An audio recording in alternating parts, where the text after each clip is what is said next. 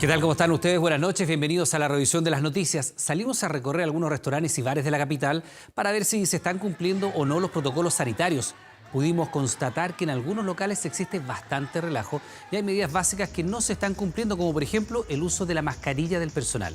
En Recoleta había un pub funcionando en un espacio cerrado con 300 personas en su interior, todos aglomerados. El local fue clausurado. Después de meses de confinamiento, les permitieron abrir sus puertas para recuperar en parte el tiempo perdido y que la gente pudiera distraerse, pero con distanciamiento. La única condición era cumplir con el estricto protocolo sanitario. Vamos a ver qué sucede. Una de las principales reglas es que todo el personal debe estar con mascarilla, pero mire a este DJ de un centro nocturno de Vitacura. Y esto es más grave aún, el barman prepara los tragos con la suya en el mentón.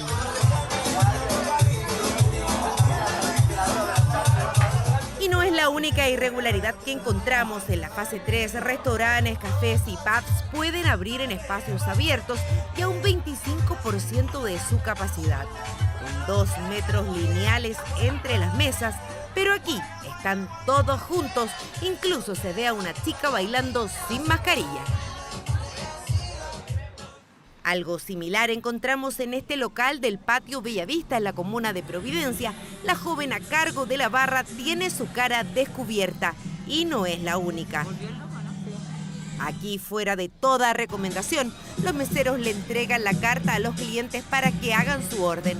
Pedimos platos para compartir, justo lo que no se debe hacer, y no hubo ninguna oposición. Las normas dicen que los clientes solo se pueden sacar la mascarilla cuando lleguen sus platos o bebidas, pero aquí se pasean como Pedro por su casa. Preguntamos al dueño de este local de calle Pío Nono en la comuna de Recoleta cómo logra controlar y exigir el cumplimiento de las medidas sanitarias. Ellos cuentan con alcohol gel y con control de temperatura en la puerta, pero cada cierto tiempo deben reiterar la obligatoriedad del uso de la mascarilla. Bueno, cuando están tomando obvio que no la usan, pero por lo general siempre andan con la mascarilla en la boca y los garzones le van recordando. Y también tenemos personal en la sala de música que también le va diciendo lo mismo. Pero no siempre son los clientes los desobedientes. En este bar, Espacio Harvard, nada estaba en regla. Las imágenes son impactantes. La Seremi de Salud y la PDI sorprendieron a más de 300 personas reunidas bajo techo, cantando y bailando como que no hubiera pandemia. Este local no se cumple por ningún lado. Es un lugar completamente cerrado, donde no existía ningún tipo de distancia física entre las mesas. Por otro lado, habían solo en el menú, si lo clasificamos como un restaurante, papas fritas, que es un plato compartido, y sabemos que en esta etapa los restaurantes no pueden tener platos compartidos.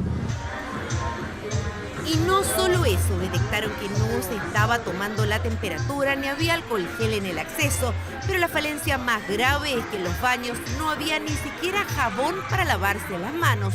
El local fue clausurado. Su dueño se expone a una multa de hasta 50 millones de pesos por poner en riesgo a sus trabajadores y a los clientes. Informémonos también. Si venimos a un lugar que sabemos que no está cumpliendo ningún protocolo, imagínense, venir a un lugar que está lleno de gente, completamente cerrado, sin distancia social, por supuesto que implica riesgo de contagio. Me parece muy bien que a quienes no cumplen la ley se les clausure y se les lleve a cumplir la ley. La autoridad sanitaria llamó a los empresarios gastronómicos a ser responsables y acatar todas las medidas dispuestas. Hay algunos que han hecho grandes esfuerzos económicos para cuidar a su clientela, escasa no solo desde el comienzo de la pandemia. Cada uno tiene que preocuparse de cumplir las normas para que en general podamos seguir abiertos y podamos seguir funcionando después de tantos meses, porque nosotros llevamos del 18 de octubre, veníamos mal y bueno, en marzo fue la lápida. Entonces tenemos que ser capaces y ser súper responsables en realidad en hacer respetar, pero como te digo, lo más difícil es esta generación de un nuevo hábito. Y esa generación es de ambos lados, no es solo del local. Entonces seguro va a ser complicado y cada vez que por ahí estáis tomando más y qué sé yo, obviamente se pone el cliente más difícil, más complicado, pero en general, hacer respetar estas cosas no es difícil. Gran responsabilidad la tenemos nosotros, los consumidores, en denunciar si hay alguna irregularidad y cumplir todas las normas para no retroceder todo el camino ganado. Bueno, y otra vez atacaron la 20ª comisaría de Puente Alto, pero también el registro civil, la gobernación y destruyeron la sala de pacientes COVID de USAPU. En este último lugar ingresaron para seguir golpeando a un joven que supuestamente había abusado de una mujer. La familia dice que se equivocaron de persona. Una nueva jornada de odio y violencia. Si hacen protestas, podrían hacer protestas, pero no hacen daño. Solo piensan en hacer destrozos nomás. Los funcionarios se tuvieron que replegar, resguardar. Atacar los recintos sanitarios es ya algo que es inaceptable. El repudio es absoluto. Puente Alto se transformó este miércoles en epicentro de nuevas manifestaciones, pero no pacíficas como lo que muchos esperan, sino que otra vez apareció el vandalismo, ese que destruye. Estamos taquilla. Ya no sé qué quiere la juventud de acá, de verdad. Nosotros nos afecta a todos las cosas, pero igual la gente tiene que alegar sus derechos también, pues. Que no hagan daño nomás. Personal militar intentó resguardar la zona, pero de nada sirvió. Irreverencia absoluta, por lo que abandonaron el lugar. Lo que vino después, una imagen ya conocida. Barricadas, daños en el registro civil, la gobernación y un nuevo ataque a la 20 comisaría de Carabineros. Debo lamentar una acción violenta y concertada, que no solamente ocasiona daños a los carabineros que intentamos disuadirlos de esta acción, sino también a los miles de puentealtinos que tranquilamente regresan a sus hogares, intentan tomar el metro. Debemos cerrar las estaciones, hay que desviar el transporte público. Y es quizás en este último punto donde se produjo una de las situaciones más complejas y violentas en Puente Alto. Ponga atención a este audio. Agarro la micro, llego hasta aquí, hasta la plaza de Puente, y está la mega cagada, están los pacos, está la vuelta y todo mojado y no sé cómo irme, ¿cómo me puedo irme? Esténse llamándome porque ya el internet ya no me queda y se apagó ya, así que esténse llamándome. No sé cómo irme, si ir aquí de la plaza de Puente, no sé qué hacer. Esa voz es de un joven de 18 años que hoy está internado en la unidad de cuidados intensivos de un centro hospitalario. Una turba lo golpeó, lo siguió y corriendo llegó hasta el Sapo Alejandro del Río pidiendo ayuda. Andaba agarrando el poto a las minas en la garcha, este culiao loco. Tenso ambiente que terminó en esto, la destrucción de parte del recinto asistencial.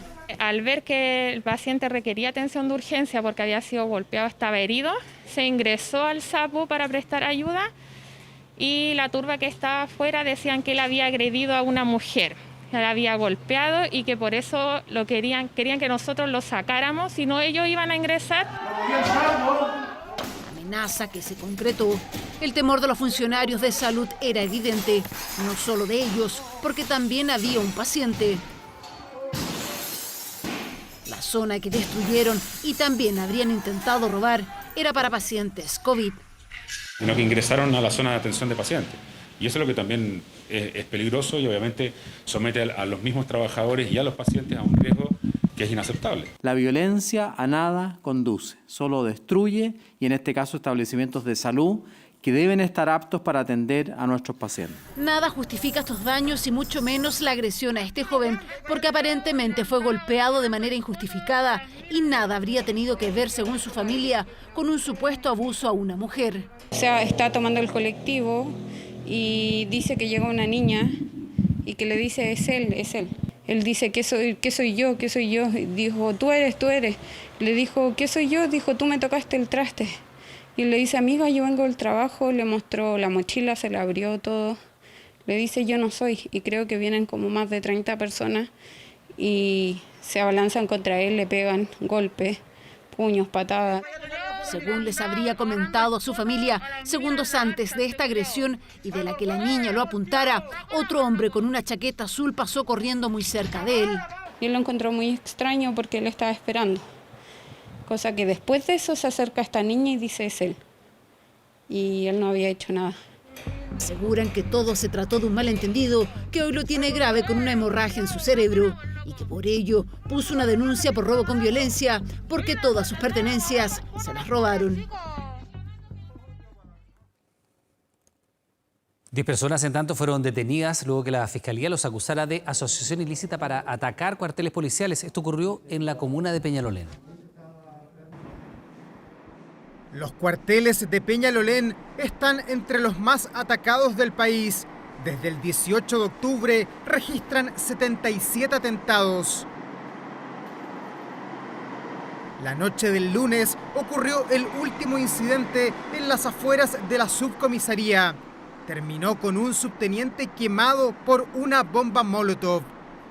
Las imágenes aquí captadas fueron claves para cerrar la investigación y decretar 11 allanamientos simultáneos.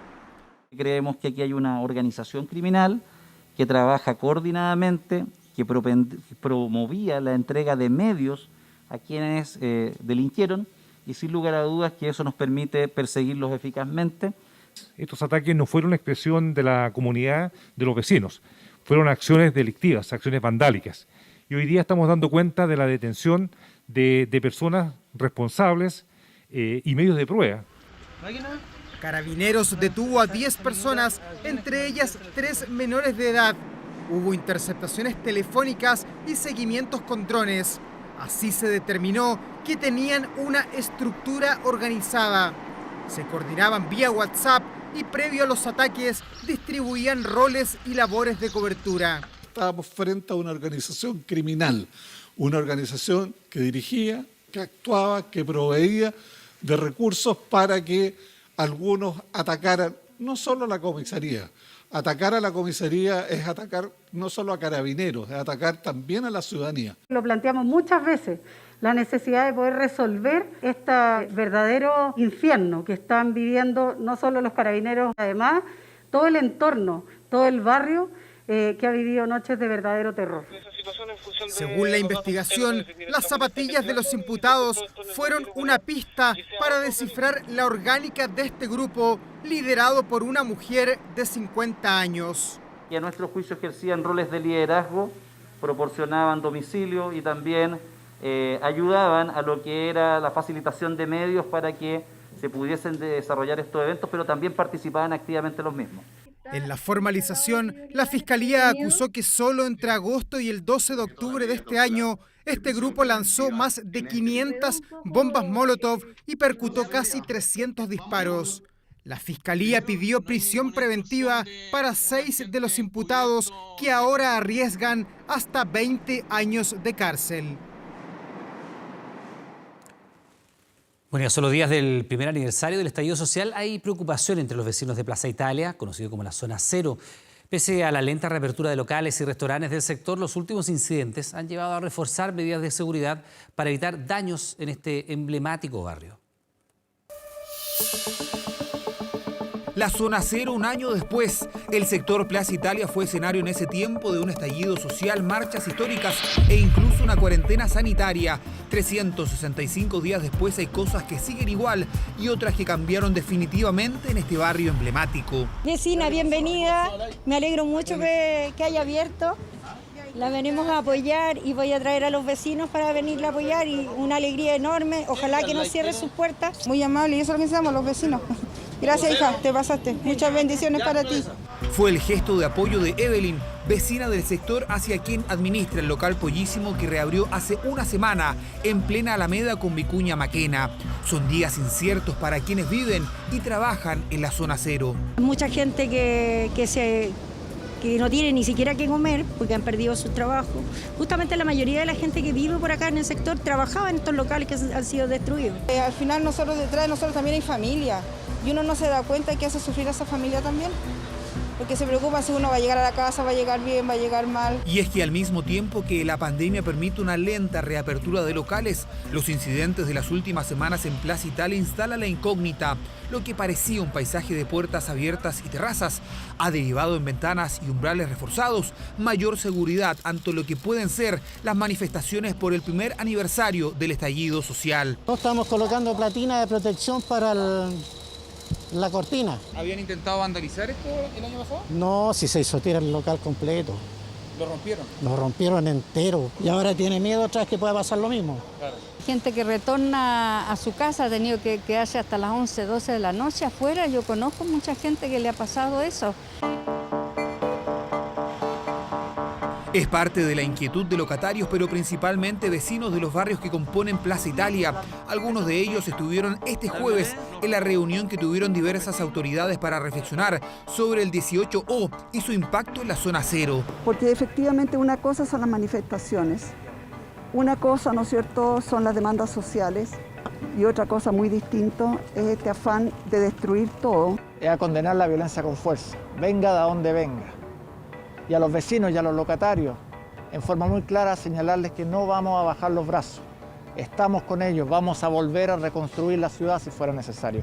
Una cita a la que también llegaron vecinos descontentos. Este pequeño grupo hizo sentir su molestia por la falta de seguridad en el barrio Lastarria, que se intensificó tras el estallido y la pandemia.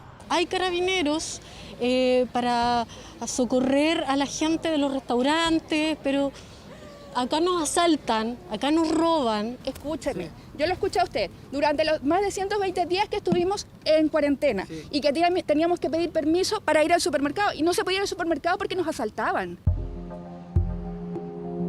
Un año que cambió Plaza Italia, y es que más allá de mejoras en la infraestructura, las huellas del estallido aún reflejan sus daños colaterales en edificios, en la valoración del sector, pero principalmente en el temor de los vecinos y también pequeños locatarios como José Aliste, que ha trabajado 30 años en plena Vicuña Maquena.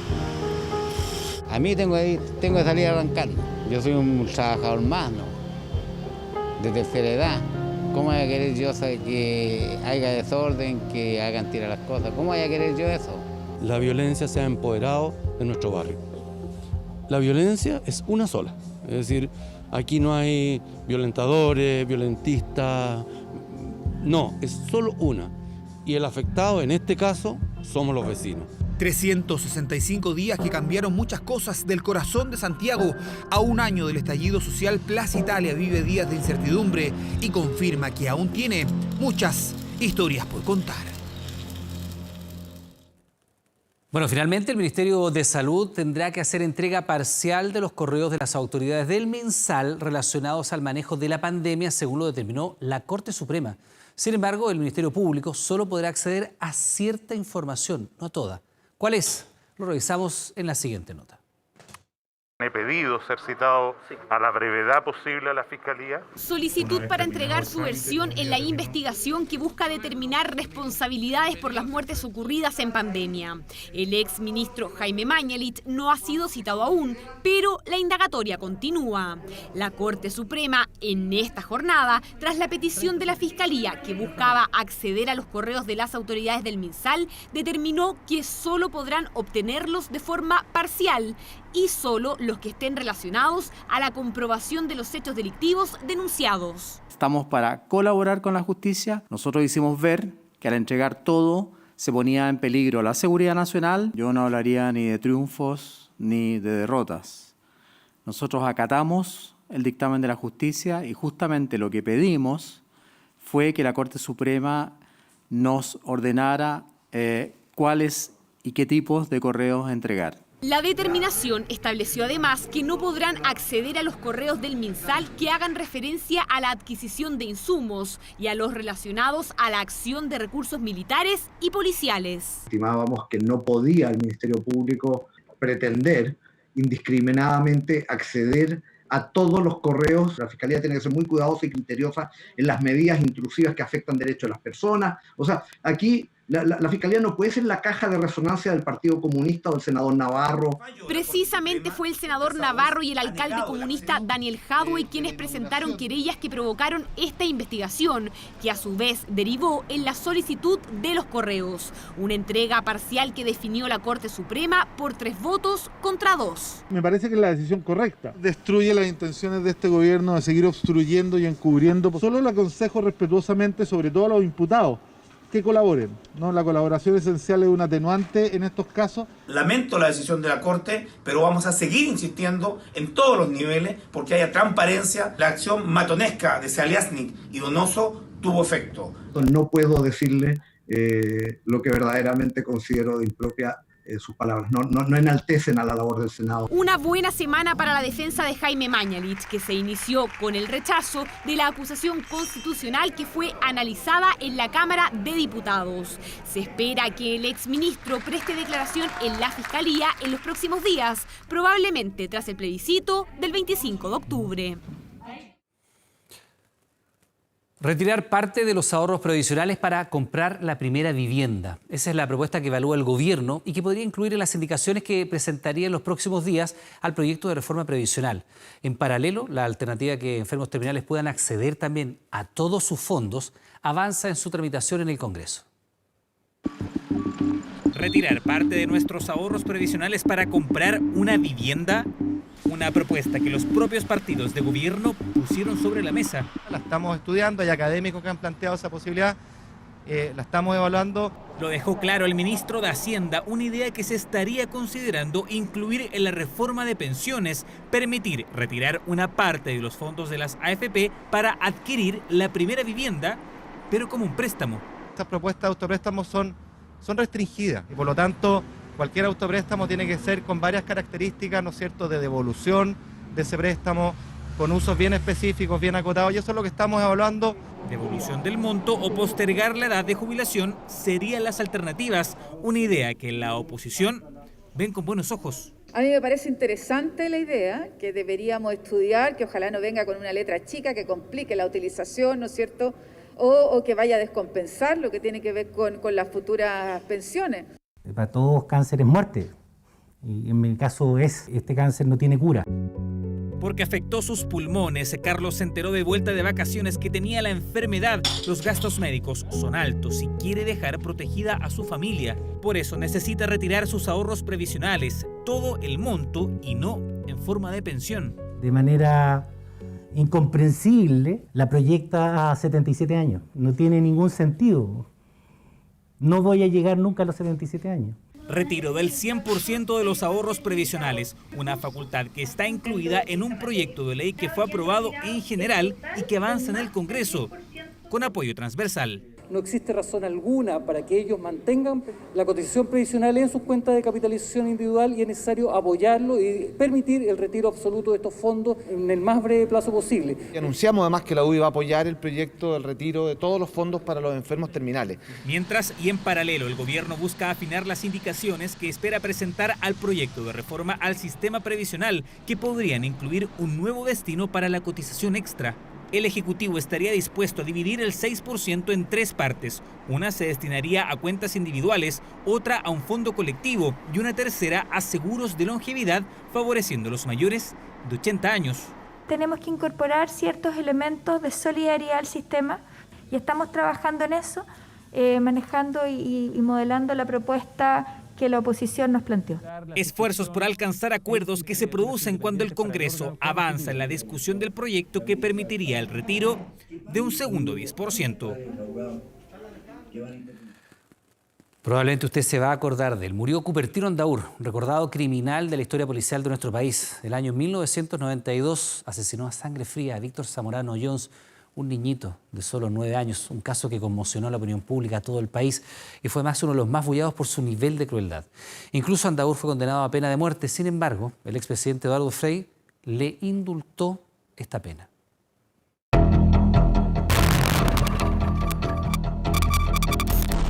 Yo lo golpeé porque me desesperó, perdí la calma, sinceramente perdí la calma. Es lo peor que le puede pasar a alguien, no hay nada peor. Está aplicando la pena que correspondía a la gravedad, al horror.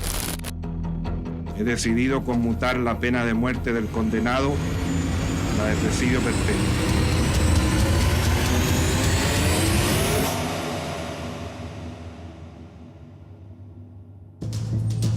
Si hablamos de casos mediáticos, este es uno. Quedó en la memoria colectiva de los chilenos, por allá, en los 90.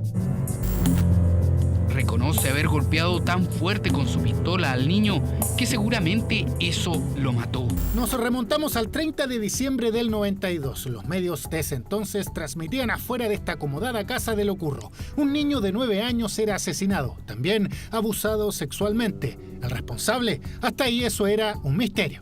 ¿Quién querría dar muerte a un niño de una familia de altos recursos? Toda mi familia está deseosa que se pesque a la persona responsable o las personas responsables, pues tampoco sabemos. Pero evidentemente con un afán no de venganza, porque yo creo que nadie nos va a recuperar el niño. Es lo peor que le puede pasar a alguien, no hay nada peor, o sea, realmente todo lo demás no tiene ninguna importancia. La víctima, Víctor Zamorano Jones, estaba solo. Sus padres, al volver de una reunión social, se encontraron con la escena. De ahí la policía buscaba al autor. Incluso aparecía un sospechoso, su propio hermano.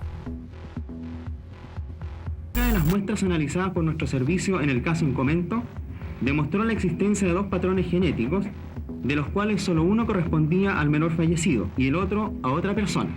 En este sentido, trascendió que la segunda muestra hallada de la víctima no corresponde a ninguno de los miembros de la familia Zamorano. Se descartaba la participación del hermano. Habían pasado casi 3 meses del asesinato y una voz de la cárcel pasaba el dato. Un interno se jactaba que era el asesino del menor. Edición central de 24 horas. 24 horas está en condiciones de informar que el caso ya está aclarado por la policía. ¿Quién asesinó al menor? El acusado es Cupertino Andaur Contreras. El rostro de este hombre aparecía en todas las portadas de la época. Cupertino Andaur perpetró el crimen en una salida dominical. Estaba en prisión por otro delito y gozaba del beneficio. Ya en la cárcel, un joven periodista lo iba a entrevistar por el programa Informe Especial. Él decía que no estaba acostumbrado, es lo que yo recuerdo, a la cocaína, que la cocaína con alcohol lo había vuelto loco y que de verdad no recordaba ese momento. Y yo no le creí, yo nunca le creí. Yo lo golpeé porque me desesperó, perdí la calma, sinceramente perdí la calma. ¿Por qué perdí la calma? Porque yo había consumido cocaína. Por eso perdí la calma. Yo jamás había probado droga ni nada y ese día me alteró. Al final llegué a la conclusión de que no me acuerdo porque hay cosas que realmente yo no me acuerdo. En la indagatoria se hacía una reconstitución de escena. Andaur contaba detalles. Ya en 1996, la justicia le daba cadena perpetua. Sin embargo, la familia de la víctima, Víctor Zamorano Jones, pedía, a través de su abogado, una pena de muerte. Bueno, los fundamentos son que esas son las penas que señala la ley. En el caso de Andaur específicamente, los 2 delitos por los cuales nosotros estimamos que debe ser condenado, llevan esta pena. Meses después, la Corte de Apelaciones acogía el recurso de la familia Zamorano Jones. Creo que la Corte de Apelaciones está aplicando una pena justa, está aplicando la pena que correspondía a la gravedad, al horror. Desde la cárcel, Andaur alegaba inocencia. Soy inocente, yo no maté a su niño. El país quedaba expectante, pena de muerte para el asesino. Él, encarecido, pedía piedad. Su última opción era el indulto presidencial. La decisión quedaba en manos del mandatario de aquel entonces, Eduardo Frei Ruiz-Tagle. La opinión pública estaba dividida, o sea, hay gente que quería que efectivamente lo ejecutaran y otra gente que pedía clemencia por la misma razón que dio el presidente de la República, digamos. Mitad de año del 96, el presidente Frei daba a conocer su decisión. Es una decisión compleja y difícil para un hombre solo. He decidido conmutar la pena de muerte del condenado por la de presidio perpetuo. El jefe de Estado terminaba su discurso con una frase que muchos aún recuerdan. La pena de muerte es tan inhumana como el crimen que la motiva. Solo Dios da la vida, solo Dios puede quitar. Cupertino Andaur nació en 1950. Tuvo un lazo con el mundo delictual desde muy pequeño, por esas cosas del destino cuando cumplió 9 años, misma edad que tenía el menor que asesinó el Locurro. En los archivos de la PDI está el expediente del caso.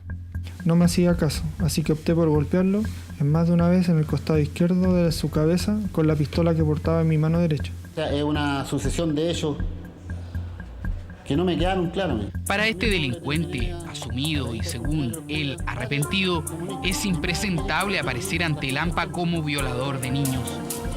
Esta es la última imagen con vida de Andaur cuando cumplía el presidio perpetuo. Tenía 70 años. Por su edad y por los efectos de la pandemia pasaba encerrado en una celda junto a otros 2 internos. La mañana de este 15 de octubre fue encontrado sin vida en Colina 1. El paramédico de turno procedió a constatar la inexistencia de signos vitales.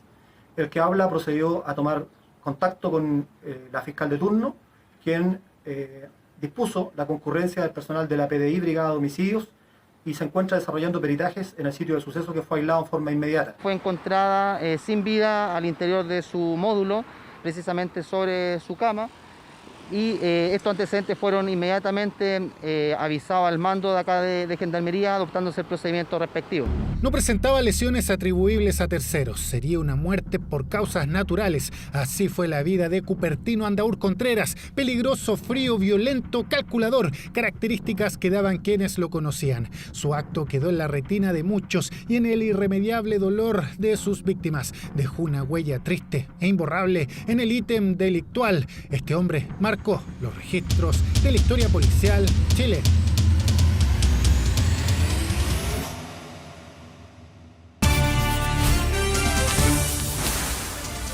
Probablemente usted se ha preguntado esto: ¿cuánto nos vamos a demorar en votar en el plebiscito debido a las nuevas modalidades sanitarias? Un estudio de la Facultad de Ingeniería de la Universidad de Chile demostró que en promedio los tiempos van a aumentar casi al doble respecto a otros procesos. ¿Cómo podemos agilizarlo? ¿Qué debemos hacer para evitar aglomeraciones? ¿Cuál va a ser el horario peak? Presta atención a la siguiente nota. El próximo 25 de octubre se realizará el plebiscito en que se aprobará o rechazará la elaboración de una nueva constitución. Un proceso que se llevará a cabo en plena pandemia. El gobierno ha resuelto una serie de medidas sanitarias para ese día, pero ¿qué efecto tendrán en los tiempos de votación y en las aglomeraciones? Un estudio de la Facultad de Ingeniería Industrial de la Universidad de Chile proyectó que el proceso de sufragio será más lento. En colaboración con TVN, se analizaron videos de votaciones pasadas que presentaron características similares a las del próximo plebiscito y se midieron los tiempos de cada etapa. Si antes un votante en promedio demoró 1 minuto 44 segundos, el próximo 25 de octubre, con todas las medidas de higiene dispuestas, por ejemplo, con la sanitización de cabinas, el elector podría tardar 3 minutos 1 segundo. Y esto, ¿cierto?, de la mano con la forma en que las personas van a votar y cómo estas llegadas se concentran en ciertas horas del día, puede hacer que efectivamente el número de personas esperando votar en su mesa aumente de forma considerable. Se va a generar una aglomeración de personas. El protocolo del CERVEL establece que el aforo debe ser igual al número de mesas por 10. O sea, si el Estadio Nacional tiene 162 mesas, el aforo máximo de votantes al interior del local será 1.620 personas. El local de votación más pequeño de Santiago, la Escuela República de México, tendrá 13 mesas, es decir, podrá recibir a 130 electores al mismo tiempo. No tenemos una tecnología que nos permita controlar de forma precisa cuántos electores hay en cada mesa. De la misma forma que el supermercado tampoco puede controlar cuántos clientes están en un pasillo en particular del supermercado.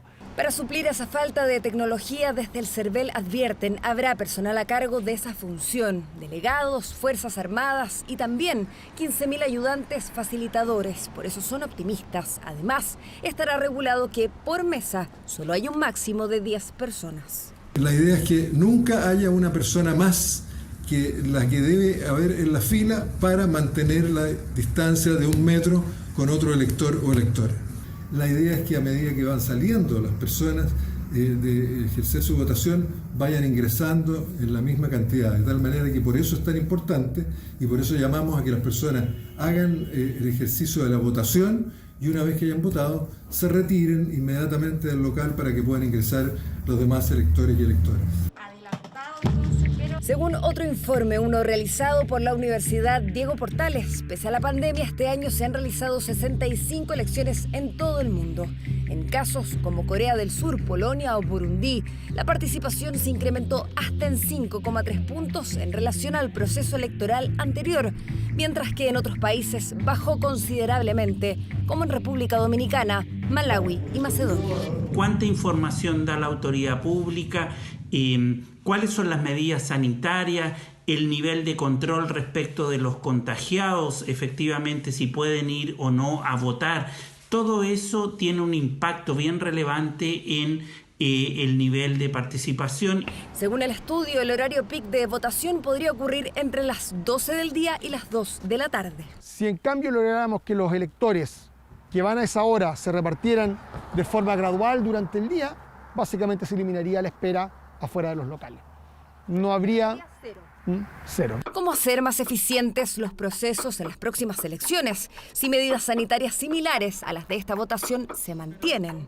Los expertos sugieren que se aproveche mejor la tecnología disponible.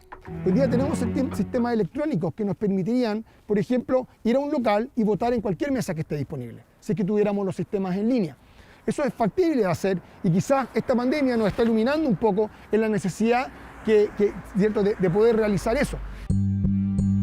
Todo indica que será un proceso más largo que años anteriores. 3 minutos podría tardar una persona solo en votar. 28 segundos de ese tiempo se podrían reducir si lleva su propio lápiz pasta azul. Imagínense qué ocurrirá en abril del próximo año cuando tengamos que elegir alcaldes, gores, concejales, eventualmente constituyentes, todo el mismo día.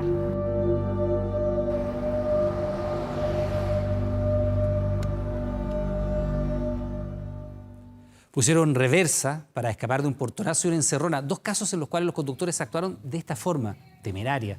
Misma actitud tuvo un padre que por intentar defender a su hijo murió apuñalado. Acciones que los expertos, por cierto, no recomiendan, considerando que en promedio el 90% de los vehículos robados son recuperados. Esperaban la camioneta blanca, visita a sus padres adultos mayores cuando llegaron ellos. Bajaron armados, pero la sorpresa fue para la banda. El cuarteto quedó de brazos cruzados. Debieron escapar ante la acción del conductor, quien frustró su propio portonazo. Lo que pasó a al hijo de mi vecino es muy arriesgado, hija, porque imagínate, ¿quién quita que los muchachos armados le hubieran disparado, lo matan ahí mismo? Además que provocan quizás que otro accidente a otras personas que podrían haber estado pasando. Nunca le abrió las puertas. Es más, aplicó reversa en cuestión de segundos. Así fue el actuar de un hijo que venía llegando del trabajo. Sus padres salieron preocupados. Es que en Portal Oeste de Cerrillos estos delitos se han vuelto recurrentes, dicen. Pero yo igual salí ese día. Porque era mi hijo. Él tiene una hija. ¿Le hubiesen hecho algo a él? Está bien, sí, porque reaccionó, porque gracias a Dios no le pasó nada. De conductores temerarios hay varios casos. Acá otro ejemplo, pero en Vitacura. Se encontró con una encerrona en Vespucio Norte con Costanera Norte. Aplicó reversa para huir. Claro que al conductor de adelante sí lo asaltaron. Vemos en estas imágenes cómo se reacciona muy rápidamente y se logra arrancar. Pero no es un hecho aislado. Reacciones temerarias como las que vemos en el video son cada vez más frecuentes, producto de la frustración que sienten las víctimas de la delincuencia frente a la impunidad con la que actúan los antisociales. Luego de retroceder, aceleró a toda velocidad, quizás con la reflexión de cómo estará el automovilista que pasó a víctima. 2 casos que reflejan lo arriesgado de algunas personas, pero que en Calama tuvo un final muy diferente. Un adulto mayor trató de defender a su hijo de un portonazo. Ramón Langley, padre de 67 años, murió apuñalado por uno de los delincuentes, quienes finalmente se llevaron solo un teléfono. Me coloca un cuchillo en el cuello para que le entregue la camioneta. Lamentablemente él llegó y golpeó al tipo dentro de la camioneta. Mi papá, como estaba golpeándolo, seguramente en algún momento cuando levantó el brazo lo apuñaló por debajo de la axila. En ninguno de los casos hay detenidos. Los expertos recomiendan evitar enfrentarse con delincuentes y es que los episodios son múltiples. Algunos que lanzan las llaves del auto o pertenencias para evitar el robo. Otros que también aplican reversa para escapar de grupos armados, o los más osados que incluso los atropellan. En nuestro país a la fecha se han registrado 20.400 robos de vehículos motorizados, 3.000 por el método de los portonazos y 2.000 por el método de las encerronas. En promedio podemos decir que en nuestro país se están robando aproximadamente 65 vehículos por día. Sin embargo, el 70% de los vehículos robados se recuperan. El conductor de este caso se encuentra bien. Tuvo la fortuna que los delincuentes no reaccionaran. Algo parecido para este automovilista, aunque siempre estará el riesgo de enfrentar a bandas que, por lo general, actúan decididas. Presta atención porque a partir del próximo lunes, 5 comunas van a pasar a apertura inicial que permite reuniones de hasta 100 personas en espacios abiertos. Lo escuchó bien, 100 personas. La mayoría son localidades rurales con centros de eventos y alto interés turístico. El MinSal llamó a la responsabilidad, sobre todo en las zonas de recreación. Hace más de 7 meses que estas imágenes no se han vuelto a repetir. Baile, cóctel y reuniones multitudinarias, un gremio que se ha visto afectado por la crisis sanitaria. Somos más de 1.500 centros de eventos, más de 7.500 banqueteros, que generamos empleos por más de 250.000 personas, 200.000 que son variables 2-3 veces a la semana. Prácticamente la gente variable, los 200.000, el 80% se quedó sin trabajo. Con el desconfinamiento de algunas comunas, los banqueteros esperan cierta reactivación. Por eso fue bien recibido el anuncio del último informe COVID del Ministerio de Salud. Pirque, Colina, Tiltil, San Pedro, María Pinto pasaron a apertura inicial. En Pirque estamos en etapa 3, hemos hecho solamente 2 matrimonios y los 2 matrimonios se han hecho afuera, en la zona del jardín, con distanciamiento social, con los living. A partir del lunes 19 en Pirque se permitirán reuniones sociales de máximo 50 personas en espacios cerrados y 100 en espacios abiertos, como el Parque Loarcaya de la comuna. Nos cuentan que han venido desarrollando protocolos sanitarios desde hace meses. Se los presentamos en MinSal, hemos tenido reuniones con la subsecretaria Paula Daza, hemos tenido reuniones armamos una mesa de trabajo. Esperan poder seguir avanzando en esta materia y que la autoridad sanitaria les permita incluso un aforo mayor para la realización de eventos. Mientras, el propio ministro de Salud manifestó su preocupación en comunas rurales con alto interés turístico y con un gran número de centros de recreación. Estamos preocupados por las tendencias negativas de algunas comunas de la región metropolitana, como son San José de Maipo, donde el fin de semana hubo un taco gigantesco, Padre Hurtado e Isla de Maipo. Se aumenta el número máximo de personas en reuniones y el aforo de restaurantes y cafés. No hay que invitar al relajo con estas medidas. O sea, solo podemos seguir avanzando si es que mantenemos esta cultura de higiene de superficie y lavado de manos, de la distancia física y del uso de mascarilla. Obviamente que nosotros no hemos sido visualizados en todo el paso a paso que ha hecho el gobierno, porque habla de restaurantes, discotecas. Nosotros no somos ni restaurantes ni discotecas. Los especialistas recomiendan cautela, no llaman a evitar reuniones sociales, pero sí a mantener todos los resguardos. Y es que mientras no exista una vacuna contra el virus, se ve muy lejano volver a las actividades a las que estábamos acostumbrados.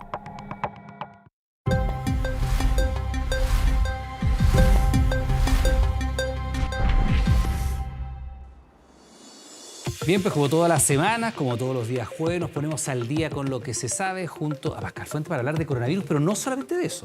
No, también tenemos otros temas, pero vamos a partir por el COVID-19, porque un estudio de la Agencia Científica Nacional de Australia descubrió que el SARS-CoV-2 puede sobrevivir por mucho más tiempo de lo que se pensaba. Oye, sí lo vi, la verdad es sorprendente la capacidad de resistencia que tiene. Porque de hecho se pensaba un número que ya era suficientemente alto, pero aún puede ser un poquito peor, porque no en todas las superficies es igual, pero si revisamos la gráfica que vamos a ver a continuación, en el caso del vidrio, como el que tiene la pantalla de nuestros celulares, o en el acero inoxidable, las barandas de los edificios, por ejemplo, y en el caso de los billetes de papel, el virus puede permanecer hasta por 28 días, a una temperatura que no exceda los 20 grados Celsius. O sea, espérate, si eventualmente el virus estuviera, por ejemplo, en un billete, uno podría estar manipulando e infectándose eventualmente durante casi un mes. Exacto, pero tú pones un buen ejemplo, porque la pantalla del celular o, por ejemplo, el acero inoxidable se puede sanitizar, pero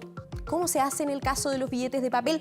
Por eso se ha hecho un llamado para ocupar más bien el dinero plástico, o sea, las tarjetas. Experimentos similares para, por ejemplo, ver cuánto duraba el virus de la influenza, determinó que en esas mismas superficies, en el vidrio, en el acero, el virus podría sobrevivir incluso 17 días, o sea, 10 días menos que el COVID-19 ultra resistente. Y atención también con la temperatura, porque afortunadamente estamos en una primavera bastante calurosa. De hecho, ahora 29 grados sí, durante la tarde. Mucho calor, pero los mismos experimentos determinaron que a temperaturas más bajas el virus sobrevivía más tiempo. O sea, mientras más alta la temperatura, o sea, en 30 y 40 grados, el virus tendía a morir. Pero vamos a pasar a otro tema también relacionado con el COVID-19, porque Chile tiene una letalidad en jóvenes que es 3 veces más alta que la que presentan países europeos como España o Italia. Se supone que este grupo etario, los jóvenes, de alguna manera pueden resistir mejor el coronavirus que las personas de la tercera edad. ¿Por qué en este caso nosotros tenemos esta cifra? Lo que pasa es que, por un lado, las personas a los adultos mayores, las personas de tercera edad, son la población que podríamos decir más afectada, la población de riesgo. Pero ¿por qué en Chile? O sea, esto no lo comparamos entre personas de adultos mayores y jóvenes, sino que los jóvenes chilenos versus jóvenes de España e Italia. En este caso es llamativo, sobre todo si consideramos que son naciones que tienen al menos el doble o el triple de más población que Chile. Según datos actualizados hoy por el Ministerio de Salud, en nuestro país han fallecido 301 personas menores o de 39 años.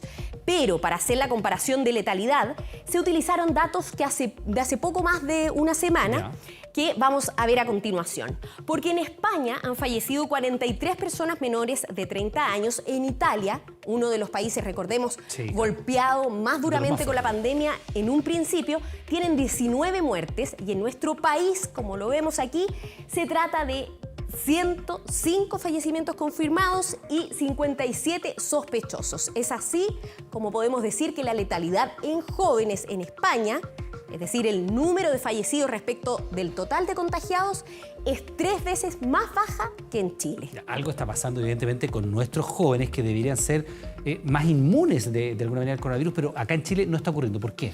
Porque esta diferencia se dijo en un primer momento que podía ser alguno de los factores que, por ejemplo, en España e en Italia, contagió en un primer momento a los grupos de riesgo. O sea, se propagó entre la población mayor. Acá en Chile empezó en la población más joven e incluso tenemos cifras de que los jóvenes son quienes más se contagian. Pero no es solo eso. ¿Queremos saber cuáles son las otras razones? Escuchemos. En obesidad, Chile tiene el récord de tener la peor tasa de todos los países que componen la OCDE para personas mayores de 15 años, un 74%. Si nos comparamos, por ejemplo, con España, que tiene un 53%, o Italia, que tiene un 46%, ellos están mucho mejor. Lo otro en diabetes. En Chile tenemos el registro de un 8,5% de personas que tienen esta enfermedad, un 7,2% en España y un 4,8% en Italia. Por lo tanto, tenemos que los factores de riesgo están presentes también de una manera distinta, pero además están presentes de una manera más desigual. Si uno mira tanto los datos de hipertensión, diabetes y obesidad, está más presente en la población que tiene menor escolaridad y por lo tanto menores ingresos. Ya, o sea, aquí la obesidad o el sobrepeso estaría siendo un factor determinante. Sabíamos que hombres se contagian más que mujeres y pueden tener mayor índice de letalidad. Hombre era un factor de riesgo más que mujer. Fumadores ya lo sabíamos y también sobrepeso. Ahora, en los jóvenes el sobrepeso estaría incidiendo. La obesidad y la diabetes con números alarmantes dentro de la OCDE y mucho mayores incluso que España e Italia. Pero vamos a pasar a otro tema. Vamos a pasar un tema en relación a la astronomía. Estoy esperando porque ya va a aparecer la Tierra. ¿Qué aparece aquí? Pero no aparece tan oscura. Si te fijas, ahí estamos viendo la contaminación lumínica mundial. En muchos casos hablamos de un desperdicio de energía. Hong Kong es la ciudad del planeta más contaminada lumínicamente según un estudio de la Universidad de Tokio. La noche allí es 1000 veces más brillante que el límite fijado por la comunidad científica. 1000 veces. 1000 veces más brillante. O sea, muy luminoso. Pero ¿por qué estamos hablando de esto? Nuestro país es codiciado por los astrónomos, por toda la comunidad internacional, por la calidad de nuestros cielos. En el norte. Y vamos a derribar las barreras de nuestro estudio. Y ahora estamos mirando las estrellas, pero no vemos mucho. ¿Por qué? Porque hay contaminación lumínica, es decir, con el halo de luz que nos permite ver solo algunas estrellas por aquí y por allá, porque así se ve en Santiago, ¿no? Pero, ¿qué pasa cuando estamos lejos de la ciudad y sus luces? Bueno, ahí es muchísimo mejor la panorámica, porque en ese caso, como cuando hemos estado, no sé si has tenido la suerte de estar en San Pedro de Atacama o en el Valle del Elqui, se ven tantas estrellas que el cielo parece manchado. Mira, es como si hubiésemos viajado. Se ve todo completamente, podemos ver hasta estas manchas en el cielo. Se está viendo completa. Exacto. Bueno, es esa la posibilidad que Chile quiere proteger, porque formaron un consejo asesor para generar áreas de protección astronómica. Así como se protegen las tierras o como se protegen zonas marítimas, queremos proteger nuestros cielos. ¿Cómo funciona? Veamos. Somos la ventana del mundo al universo. A través del cielo chileno, las miradas de los científicos surcan el espacio. El número de observatorios se ha multiplicado y con ellos los hallazgos más sorprendentes en materia astronómica del último tiempo. Pero para esos descubrimientos hay un requisito esencial: la oscuridad. En la precordillera metropolitana, en la Hacienda Santa Martina, está el Observatorio Docente UC. Esto, que parece un globo ocular, es una buena analogía del trabajo del astrónomo, la observación constante del universo que nos rodea. En este centro de formación se logra, pese a estar tan cerca de la ciudad y sus luces. Y tiene la gracia que está detrás del Cerro Manquehue.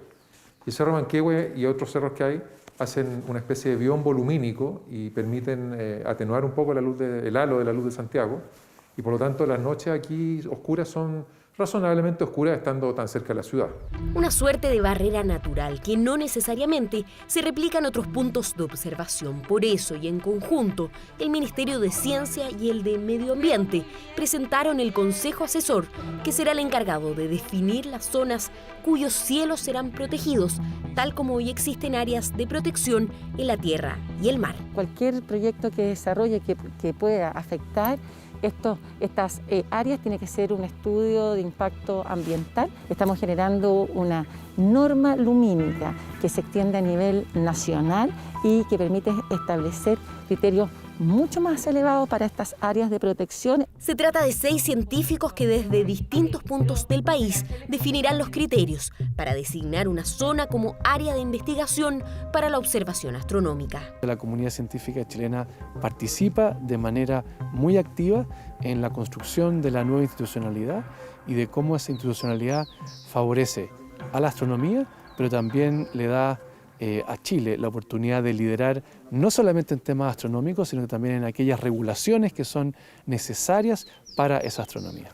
Todo para que sigamos preservando el codiciado cielo chileno, uno de los más limpios del mundo, con cerca del 90% de las noches despejadas en la zona norte. Una de las gracias de los cielos chilenos es que son muy oscuros.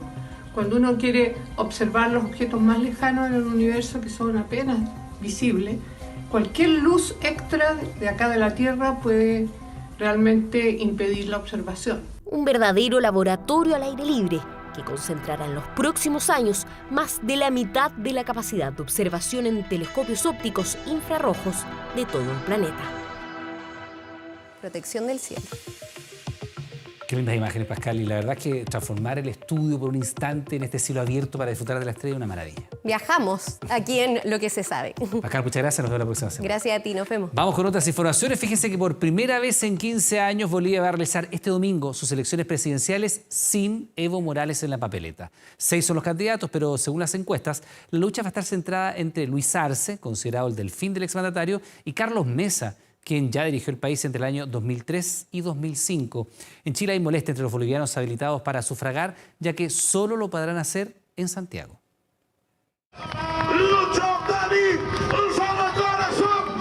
Entre Entre vítores y aplausos cerró su campaña electoral el candidato presidencial izquierdista Luis Arce en la ciudad del Alto. Conocido como el delfín del exmandatario Evo Morales, Arce fue el elegido para retomar el proyecto socialista del Partido Más y vencer en las elecciones del próximo domingo 18 de octubre. Vamos a darle lo que necesita el pueblo boliviano: estabilidad económica, estabilidad política, estabilidad social. Arce se posiciona como el favorito en las encuestas entre los 6 candidatos. Sin embargo, los sondeos prevén una posible segunda vuelta contra la opción de centro y expresidente Carlos Mesa, quien también cerró su campaña en un masivo acto en la ciudad de Santa Cruz. El mensaje del exmandatario fue claro: derrotar al candidato de Morales. El único proyecto de futuro viable de comunidad ciudadana. Un proyecto, un programa, un sentido de Estado, que es lo que Bolivia necesita hoy más que nunca. Estos comicios son los primeros celebrados en el país desde la asunción de la presidenta interina Yanine Áñez y la llegada de la pandemia, que ha dejado ya más de 8.000 personas fallecidas y al menos 140.000 contagiados. Este escenario elevó las alertas de las autoridades de salud, que impusieron una serie de medidas para asegurar un proceso sin mayores contagios.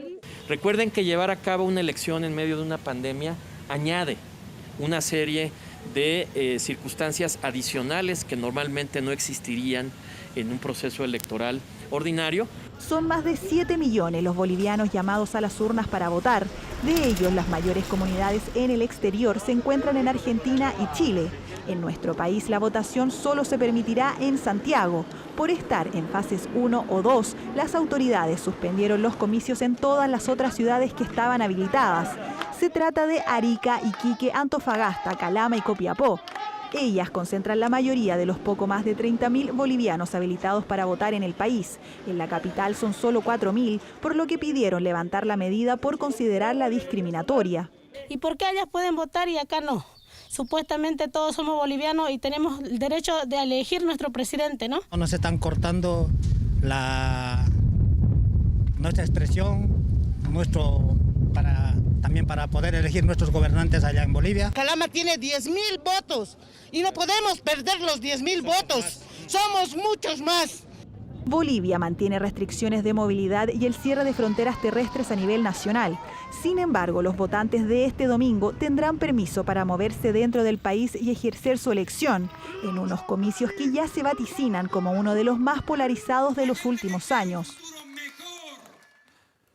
Les recordamos que a partir de las 22 horas Televisión Nacional de Chile está autorizada para transmitir programas para mayores de 18 años. Y atención con esto, fíjese que un senderista grabó durante casi 7 minutos cómo un puma lo estaba amedrentando a lo largo de un camino montañoso en Estados Unidos.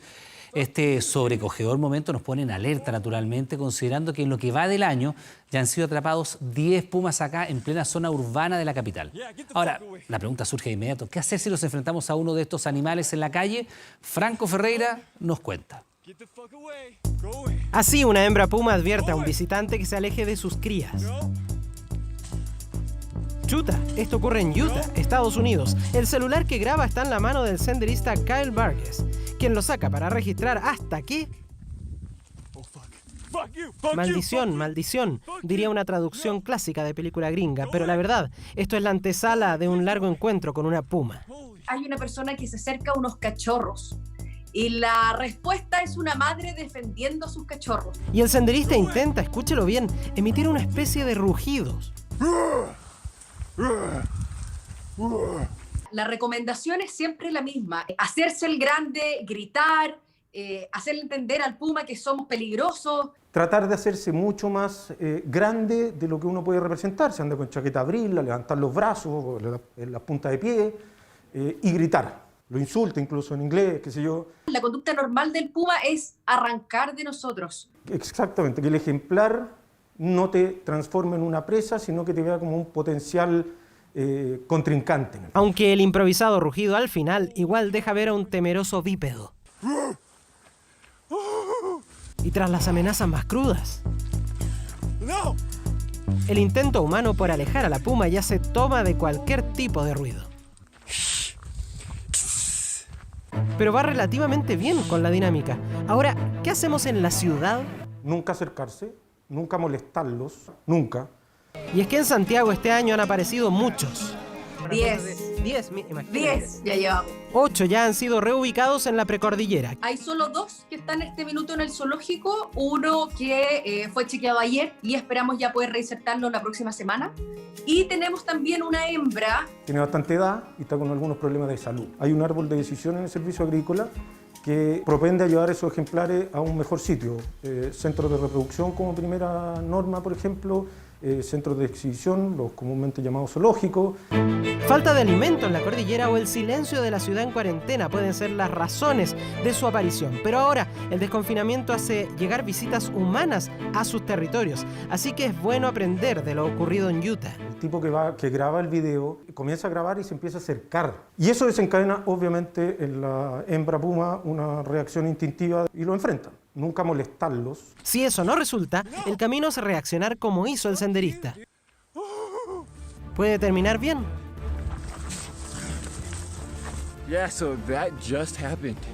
You see that? Someone come actually. Hoy. Lo prudente es no molestarlos. Los pumas no se desgastan en atacar sin razón. Así que, ¿qué más claro? No hay que darles razón.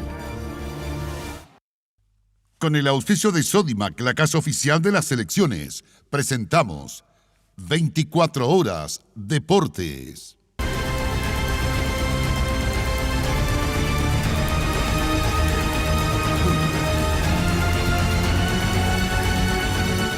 Qué goleada le propinó la Unión Española a Colo-Colo en su casa. El técnico Quinteros, recién asumido, reconoce que hay graves problemas físicos en el plantel. Fíjense ustedes que en la historia del fútbol chileno, Colo-Colo es uno de los 2 equipos que nunca ha descendido. Y ahora aparece el fantasma de la B. Mala la cosa en Colo-Colo. Físicamente este equipo que no está bien.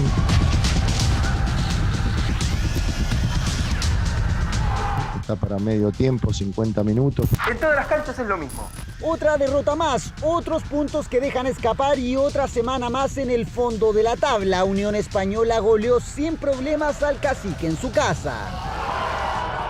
Tenemos momentos o medios tiempos que se puede jugar al 100%, haciendo todo el esfuerzo y de igual a igual, y después el equipo no responde. Gustavo Quinteros reconoce que falta trabajo en ese ítem. Responsables no dio nombres, pero sí sabe que hay un momento que no ayudó nada. Nos hemos visto obligados a algo que no queríamos hacer, que es recurrir al seguro de protección de empleo. Evidentemente ha influido mucho, o influyó mucho. Definitivamente los registros de este Colo-Colo pasarán a la historia. No ganan desde marzo, sumaron 4 derrotas seguidas en casa. Unión les hizo 5 y el fantasma de la B ya ronda por el Monumental. El fantasma de la B ha sido repudiado. Tras la goleada que recibieron en Macul, el Cacique quedó a solo 1 punto de Deportes La Serena, el exclusivo colista. Y cuando te hacen un gol se nota mucho que decae. Es como que aparecen los fantasmas. Es un honor para mí que me hayan invitado. El fantasma de la B cada día se da más vueltas por el Monumental. Luego de los 5 que le propinó Unión, el Cacique intentará concentrarse en el partido ante Jorge Wilstermann para seguir con vida en Copa Libertadores. Y un tema que preocupa de todos modos es la clasificatoria para el Mundial, porque en noviembre vienen 2 partidos, frente a Perú acá y con Venezuela allá. El técnico Rueda se reunió con el presidente de la NFP, con Milad, para analizar el discreto estreno de Chile y organizar lo que viene. Algunos cercanos a la selección se atreven a decir que estos 2 partidos de noviembre son decisivos para la suerte del entrenador. ¿Es una mala cosecha sumar solo un punto de 6? Indudablemente que sí. Es la sensación amarga que dejó una doble fecha ingrata para la Roja, para Rueda y para todo un trabajo. 1 punto, no basta. De acuerdo a las aspiraciones, a lo que se trabaja, a lo que ha mostrado la selección en la cancha. La idea es dar vuelta rápidamente a la página, por eso Rueda se reunió con el presidente y el gerente de selecciones de la ANFP. Hemos tenido hoy una reunión de comisión técnica administrativa donde se ha hecho una evaluación de lo que fue la jornada anterior frente a Uruguay, frente a Colombia. Se perdió contra Uruguay por 2-1 en Montevideo. Ahora se empata 2-2 con los colombianos en Santiago. Se analizó el complejo inicio de camino de la Roja rumbo a Qatar 2022 que tiene a Chile en los últimos puestos de la tabla. Bueno, yo creo que es bueno siempre analizar en frío después de esta doble fecha que hubo. Hacer un análisis técnico de cuál fue el rendimiento de los jugadores individualmente y también de forma colectiva. Analizar también los errores que se cometen y que pueden influir en las variables que puedan afectar un rendimiento. Ganaba el partido Chile, señoras y señores. Hasta los 45 lo ganaba por 2-1. Ahora empatan 2-2. Errores como no cerrar los partidos, cuidar los resultados hasta el pitazo final. La concentración será algo que deberá trabajar Rueda y su cuerpo técnico. Cada fecha va a ser un aprendizaje nuevo para ir analizando y mejorando, que es lo importante. Y ya proyectando lo que se viene para los juegos contra Perú y Venezuela en todos los órdenes, tanto en lo que es la convocatoria, plazos. Rueda y la NFP se reunieron con el fin de dar vuelta a la página. Eso quieren proyectar y olvidar el discreto comienzo clasificatorio. Ahora, en la mente del colombiano está el Perú de Gareca y la Venezuela de José Peseiro.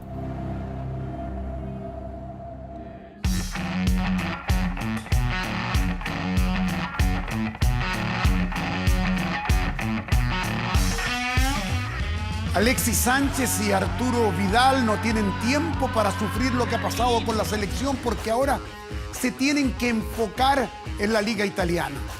Este fin de semana el derbi frente al Milan. Arturo Vidal seguro titular. Alexis Sánchez volvió a Italia averiado, lesionado y es probable que solo vaya al banco. Los dos vienen de anotar y de ser figuras en la roja. Alexis se preocupa de aclarar sus dichos tras el partido ante Colombia. Solo dije que me gustaría que la NFP trabajara más con los jóvenes y las selecciones menores. Pero ahora Maravilla y Vidal dejan atrás a la selección y se enfocan en el derbi de Milán. Zlatan Ibrahimovic, first off the mark for Milan. Zlatan es la principal amenaza del Milan. La TV italiana da a Vidal como titular por sobre Eriksen y Alexis como alternativa de Lautaro, mientras que la Gazzetta dello Sport también pone al Rey en el 11 inicial. Lo mismo dice Sky Sports, que se la juega por uno que ya tiene experiencia ante los rosoneros. Con la camiseta de la Juve, Arturo supo robarle balones, sufrir la refriega del clásico y también anotar. El mismo jefe que tiene ahora celebraba por ese entonces. Es un jugador que puede jugar en todos los roles. Pero si Vidal asoma como titular, Alexis tendría inconvenientes. Tras el duelo ante Colombia, habría presentado problemas físicos. Este viernes será sometido a exámenes y recién ahí se verá si el atacante está listo para disputar el derbi. Arturo ya lo conocen tutti. Todo el mundo conoce a Vidal. Lo conozco desde hace 15 años. Hemos jugado mucho juntos. Es un jugador que entiende mucho el fútbol. La experiencia del Rey lo haría ganar la camiseta de titular. Será el derbi 173 en Serie A, uno que comenzará a las 13 horas de nuestro país y que probablemente tenga al menos a un chileno como protagonista. Ustedes saben que el coronavirus ataca sin piedad a Europa. Amenaza el calcio, a Alexis y a Vidal, por supuesto también al Giro, la carrera de ciclismo que se está corriendo en estos momentos. El coronavirus tiene a punto de suspender esta prueba internacional. Caos en el Giro. La burbuja anti-COVID no ha funcionado como se esperaba, tras los casos de positivo que obligaron a expulsar a 2 equipos, Jumbo y el Mitchelton. Este jueves se conoció que el equipo de la policía que custodia la carrera dio 17 nuevos contagiados. Algunos piden que la prueba sea suspendida. Con varios favoritos fuera como el británico Simon Yates o el holandés Steven Kruijswijk, esta jornada se sumó otro, Michael Matthews. La falta de seguridad y control tiene al Giro de Italia en la mira. El COVID no le dio tregua al pelotón que entró en fase crítica en controles con 12 etapas corridas. ¿Qué ocurrirá? Es un gran impacto en la carrera y sabes que es realmente malo perder cualquier equipo y hemos perdido 2 hoy. Lo siento mucho por estos muchachos que obviamente han trabajado mucho y es una situación basura. Obviamente es realmente decepcionante perder a uno de los corredores. Estamos en la lucha por la general y Michael fue de gran ayuda para nosotros. La organización y las autoridades de salud italiana tienen la última palabra.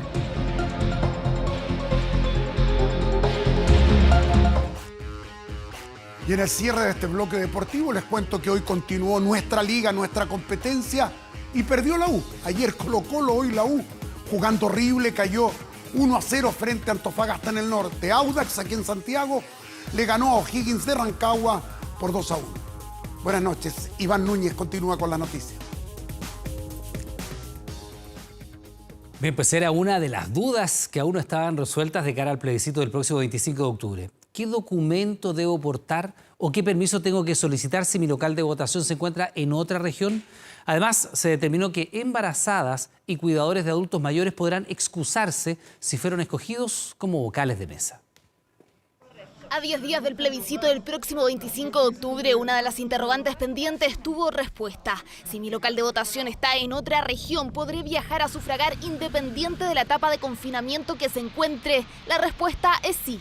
Pueden hacerlo a partir del día 23 de octubre con su pasaporte COVID, con la consulta CERVEL, en que establece su lugar de votación y su carné de identidad. Así, 2 días antes del plebiscito podrá viajar portando esos documentos a cualquier región del país para ejercer su derecho a voto. Por ejemplo, si resido en la comuna de Santiago, que hoy se encuentra en la etapa de preparación, puedo viajar a votar a La Cruz, en la región de Valparaíso, aunque ésta se encuentre en transición. Otra medida informada en esta jornada se vincula a los vocales de mesa. Se entenderán excusadas las mujeres embarazadas, cualquiera sea el tiempo de gestación.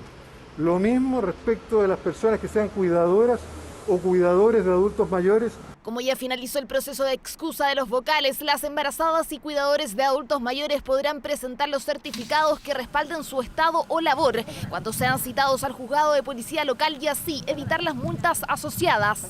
Este jueves, además, el gobierno presentó el visor Plebiscito Seguro que mostrará los casos activos de COVID-19 en cada comuna para que las autoridades refuercen la seguridad sanitaria en los locales de votación que ahí se encuentren ubicados.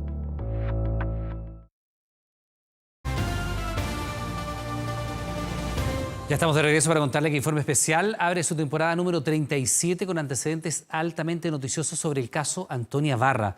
Esta noche vamos a revelar testimonios y declaraciones exclusivas que junto con imágenes inéditas reconstruyen la cronología de los hechos cruciales de esta historia que remeció a todo el país. Por primera vez, Martín Pradenas, el único imputado por violación y abuso sexual contra esta joven, responde a un medio de comunicación desde la cárcel. El periodista Alejandro Meneses nos entrega más información. Hoy vamos a compartir información exclusiva y altamente noticiosa. Por primera vez, Martín Pradenas, el único imputado por violación y abuso sexual en el caso de Antonia Barra, nos va a responder sobre las acusaciones que pesan en su contra.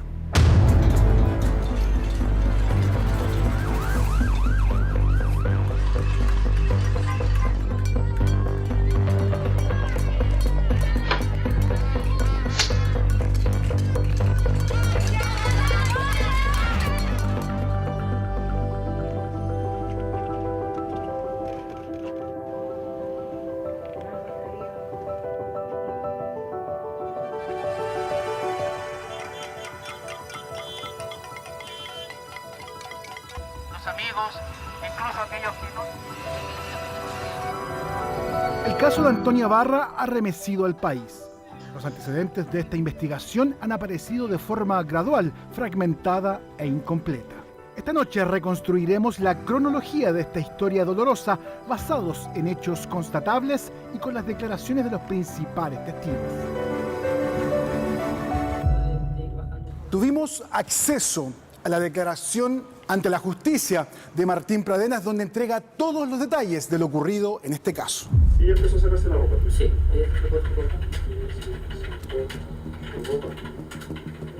¿Se la sacó toda? Yo solamente en calzones. ¿Y tú? En calzoncillos. Tengo que decir más o menos todo, ¿no? Todo ya. Por primera vez, la familia de Antonia Barra y también la de Martín Pradenas nos entregarán sus puntos de vista y la información que ellos consideran sustancial en esta investigación. ¿No le incomoda que estén dentro de un reportaje ambas familias? No, para nada, para nada. Eso es lo justo. Eso es lo justo. A mí me encanta y me encantaría que el papá de Pradenas hable, que la mamá de Pradenas hable. Hay 2 familias destruidas y todavía no hay nada en claro. No está la verdad. Se dijo y se lapidó. Nuestra lucha, nuestra angustia. En primer lugar, para que creyeran que Antonia sí había sido violada, que sí había sido abusada, y lograr encontrar justicia y honra para mi hija. Eso es lo que queremos. Y espero que la gente se dé cuenta también que hay otra versión, si no es solamente lo que se dijo. Esta es la primera vez que nosotros podemos hablar sin que nos ataquen. Hoy van a conocer las declaraciones de los principales testigos de esta historia inconclusa que ha traspasado nuestras fronteras y en la que aún no se dicta sentencia.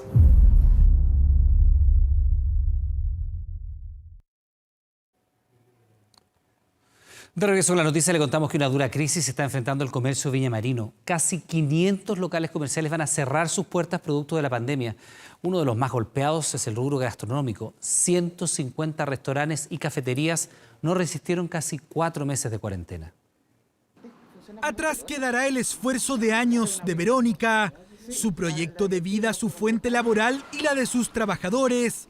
Con tristeza y nostalgia recorre las mesas y la barra que hasta hace 7 meses y durante 13 años recibió a cientos de clientes que alguna vez disfrutaron y se divirtieron en el tradicional baúl café de Viña del Mar. La venta del derecho de llave. Lamentablemente, con todo el dolor de mi alma, después de muchos años de trabajo, este local es único en Viña, con una cartelera cultural. Dura crisis económica que en cifras representa el cierre de más de 500 locales comerciales en la comuna. 150 dedicados a la gastronomía se terminaron para siempre. Algunos entregaron los locales porque vieron ya los números rojos, otros simplemente se acogieron a la ley de quiebra e insolvencia. Levantando la cuarentena, necesitamos reactivar, digamos, las ventas, que es lo primero, recuperar el empleo. Su antiguo restaurante se convirtió en este reducido local de comida, solo para retiro y delivery. Joven emprendedor que tuvo que dejar su antiguo negocio y reinventarse por la pandemia. Lamentablemente no dan los costos, aparte del golpe social, bajó la clientela, después el tema de la pandemia ya te mató. Sobreviviendo con los ahorros, inventando algunas cosas y básicamente eso, pero ha sido un año tremendamente difícil en términos económicos. Paulatina reactivación con la fase 2 en la Ciudad Jardín, que ha permitido la apertura total del comercio. Con los ojos puestos en una eventual etapa de preparación, dueños de pubs y restaurantes que han logrado resistir se preparan para abrir en terrazas y veredas. Todos los días aquí trabajaban 60 personas, obviamente por turno. Cerramos en marzo.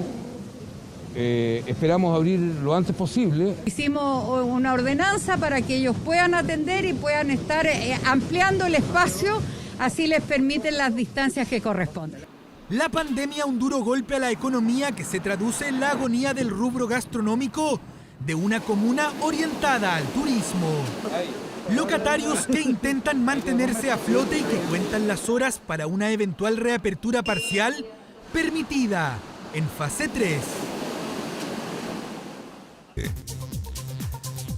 Ponga mucha atención porque se conocieron detalles del permiso para las personas que votan en un lugar distinto al cual residen. Si usted ingresa a nuestro portal 24horas.cl, ahí va a poder encontrar todos los detalles de cómo funcionan y qué requisitos debe tener en cuenta para este 25 de octubre. Bien, pues estamos terminando las noticias. Le queremos dar las gracias por estar junto a nosotros. Siga nuestra sintonía. Comienza una nueva temporada de Informe Especial con un caso que usted no se puede perder. Todo sobre el crimen de Antonia Barra. No se lo pierda, que tenga buenas noches.